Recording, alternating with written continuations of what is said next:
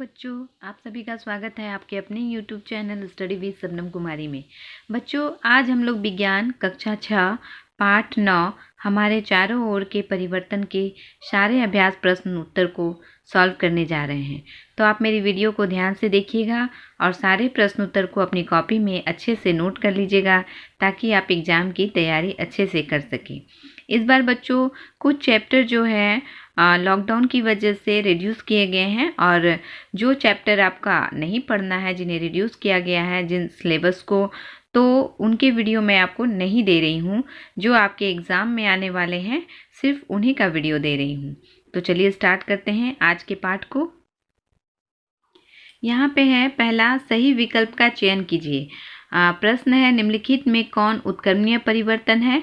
Option में पढ़ लेती हूँ। क नंबर में दिया हुआ है पानी का बर्फ में बदलना, ख में कील में जंग लगना, ग में पेपर का जलना और घ में रोटी का सड़ना। तो उत्क्रमणीय परिवर्तन का अर्थ होता है बच्चों जिसे हम उलटकर पुनः कर सकते हैं। जो परिवर्तन पुनः उलटकर किया जा सकता है उसे उत्क्रमणीय परिवर्तन कहते हैं। मैंने पाठ में आपको समझाया भी था। तो इसका सही ऑप्शन जो है, सही उत्तर जो है वो क नंबर में हो जाएगा, पानी का बर्फ में बदलना, क्योंकि बर्फ को हम लोग फिर से पानी के रूप में बदल सकते हैं। तो इसका सही हो जाएगा क नंबर। ठीक है, आगे बढ़ते हैं। दूसरा है, निम्नलिखित में कौन अनुत्क्रमणीय परिवर्तन है। अनुत्क्रमणीय परिवर्तन उत्क्रमणीय का जस्ट उल्टा हो गया, जिसे कि हम उस अवस्था में पुनः नहीं ला सकते। अनुत्क्रमणीय जिसे उलट कर नहीं किया जा सकता है उसे अनुत्क्रमणीय परिवर्तन कहते हैं। तो यहाँ पे है क नंबर में ऑप्शन, पानी में नमक का घुलना, बर्फ का पिघलना, कोयले का जलना, कील में जंग लगना। तो पानी में नमक का घुलना जो है ये उत्क्रमणीय परिवर्तन है, बर्फ का पिघलना भी उत्क्रमणीय परिवर्तन है, कोयला का जलना जो है ये अनुत्क्रमणीय परिवर्तन है और घ नंबर में कील में जंग लगना भी ये अनुत्क्रमणीय परिवर्तन है। तो इसका दो आंसर जो है, दोनों ऑप्शन जो है वो अनुत्क्रमणीय में आते हैं, क्योंकि कोयला जब जलता है तो वो राख बन जाता है और राख से हम पुनः कोयला प्राप्त नहीं कर सकते हैं। और दूसरा है कील में जंग लगना। जब कील में जंग लग जाता है तो वो कील खराब हो जाता है। जंग लगे हुए कील से पुनः हम कील को अच्छा नहीं बना सकते।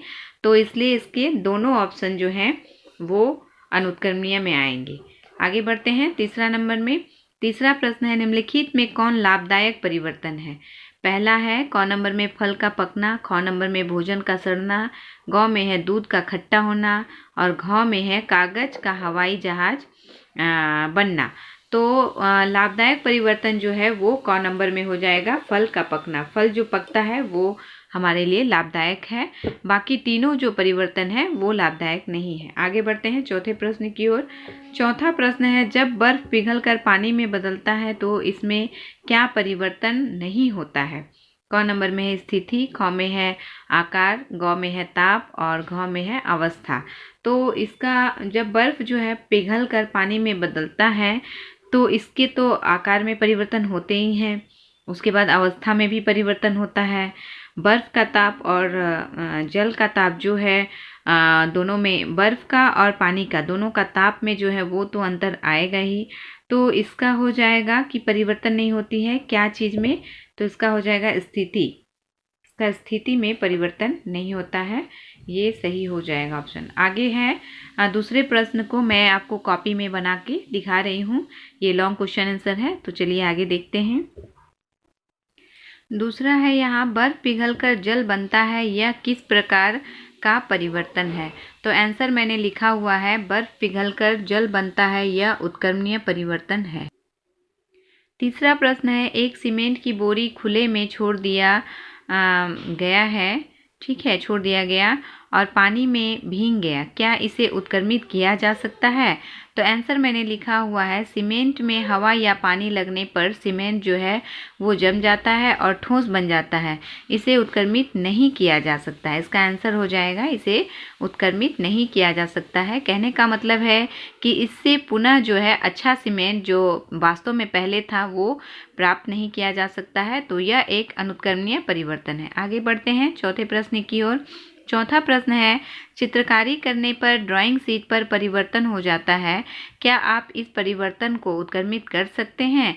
चित्रकारी करने पर, आंसर मैंने लिखा हुआ है, चित्रकारी करने पर ड्राइंग शीट पर परिवर्तन हो जाता है यदि चित्र रंग से बनाया जा रहा है तो इसे उत्क्रमित जो है नहीं कर सकते हैं। अगर चित्र को हम कलर से कर देते हैं तो उसके पुनः जो है ड्राइंग शीट जो है वो साफ नहीं किया जा सकता है। कहने का मतलब है कि जैसा वो था क्लीन वो नहीं हो सकता है, परंतु यदि ये पेंसिल से बनाया गया है या बनाया जाता है तो इसे मिटाकर उत्क्रमित किया जा सकता है। ड्राइंग शीट जो है पेंसिल से अगर बनाए हैं हम ड्राइंग को तो वह पुनः पहले जैसा हो सकता है। आगे बढ़ते हैं पांचवें प्रश्न की ओर।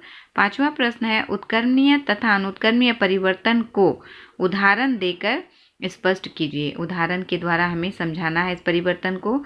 तो आंसर मैंने लिखा हुआ है, उत्कर्मीय परिवर्तन जिस परिवर्तन से पदार्थ से वापस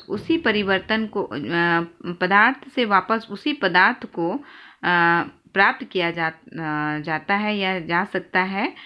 जिस परिवर्तन में क्या होता है कि पदार्थ को हम पुनः उसी पदार्थ के रूप में प्राप्त कर लेते हैं तो उस परिवर्तन को उत्कर्मीय परिवर्तन कहते हैं, जैसे बर्फ का पिघलना, गुब्बारे का फूलना आदि। आगे देखते हैं। आगे है अनुत्कर्मीय परिवर्तन। अनुत्कर्मीय परिवर्तन वह परिवर्तन है जिसमें पदार्थ की मूल अवस्था को पुनः प्राप्त नहीं किया जा सकता है, अनुत्कर्मीय परिवर्तन कहलाता है। इस परिवर्तन के पश्चात नए पदार्थ बनते हैं, जैसे दूध से दही का जमना, जंग लगना इत्यादि। ये जो परिवर्तन है ये अनुत्कर्मीय है, पुनः इसे उलटकर नहीं किया जा सकता है। आगे देखते हैं छठे प्रश्न को। कागज का जलना एक अनुत्कर्मीय परिवर्तन है, परंतु पानी का उबलना एक उत्कर्मीय परिवर्तन है, समझाइए। उत्तर है, कागज का जलना एक अनुत्कर्मीय परिवर्तन है क्योंकि कागज जलकर राख में बदल जाता है और राख से पुनः कागज प्राप्त नहीं किया जा सकता है, परंतु पानी का उबलना एक उत्कर्मीय परिवर्तन है। पानी जो है वो क्या हो जाता है, उबलकर वाष्प बनती है और वाष्प संघनित होकर पानी में बदल जाता है, इसलिए इसे उत्कर्मीय परिवर्तन कहते हैं। आगे देखते हैं। आगे आठवां प्रश्न है, क्या पदार्थों में परिवर्तन स्वयं हो सकता है? अपने उत्तर का कारण दीजिए। उत्तर है, पदार्थों में परिवर्तन तभी संभव है जब उस पदार्थ को किसी पदार्थ से अभिक्रिया कराई जाए, अन्यथा उसमें स्वयं परिवर्तन नहीं होता है। 9th नंबर में है प्रश्न, बैलगाड़ी के चक्के के ऊपर लोहे की रिम किस प्रकार चढ़ाया जाता है, यह किस प्रकार का परिवर्तन है? तो बैलगाड़ी के चक्के के ऊपर लोहे का रिम जो है चढ़ाया जाता है। जब लोहे की रिम को गर्म किया जाता है तो यह फैल जाती है और इसे आसानी से बैलगाड़ी के चक्के के ऊपर चढ़ा दिया जाता है। पुनः यह ठंडा होने पर चक्के में आसानी से जो है वो बैठ जाती है। यह एक उत्कर्मीय परिवर्तन है। आगे देखते हैं 10वें प्रश्न को। 10वां प्रश्न है, जब आप जलमग्न क्षेत्रों में घूमने जाते हैं तो फुल पैंट के निचले भाग को मोड़कर उसकी लंबाई जो है वो कम कर लेते हैं, क्या इस परिवर्तन को उत्क्रमित किया जा सकता है? हाँ, इस परिवर्तन को उत्क्रमित किया जा सकता है। इसका आंसर शॉर्ट में मैंने लिखा हुआ है, क्योंकि जब हम उसको मोड़ते हैं फिर जहाँ ज़रूरत पड़ेगा तो उसको खोल देंगे तो वो नीचे आ जाएगा। तो ये उत्क्रमणीय परिवर्तन है या उत्क्रमित किया जा सकता है। 11वें प्रश्न को देखते हैं। 11 नंबर में है, कागज का फाड़ना एक अनुत्क्रमणीय परिवर्तन है, जबकि कागज पुनः चक्रण को आप क्या कहेंगे? कागज का जो पुनः चक्रण होता है उसे क्या कहेंगे? कागज का फाड़ना एक अनुत्क्रमणीय परिवर्तन है और चक्रण को क्या कह सकते हैं? तो कागज का फाड़ना एक अनुत्क्रमणीय परिवर्तन है, जबकि कागज का पुनः चक्रण उत्क्रमणीय परिवर्तन है, क्योंकि कागज जो है फिर से उसे हम कागज ही बनाते हैं। कागज का जो है पुनः कागज को हम गीला कर देते हैं और फिर उससे फैक्ट्री में कागज ही तैयार किया जाता है। तो ये उत्क्रमणीय है, उसे फाड़ सकते हैं फिर उसे बना सकते हैं। आपको मेरा पाठ कैसा लगा कमेंट करके ज़रूर बताइएगा, और पाठ अगर मेरा अच्छा लगे तो मेरी वीडियो को लाइक ज़रूर कीजिएगा, और चैनल में नए होंगे तो चैनल को सब्सक्राइब कर लीजिएगा। धन्यवाद बच्चों।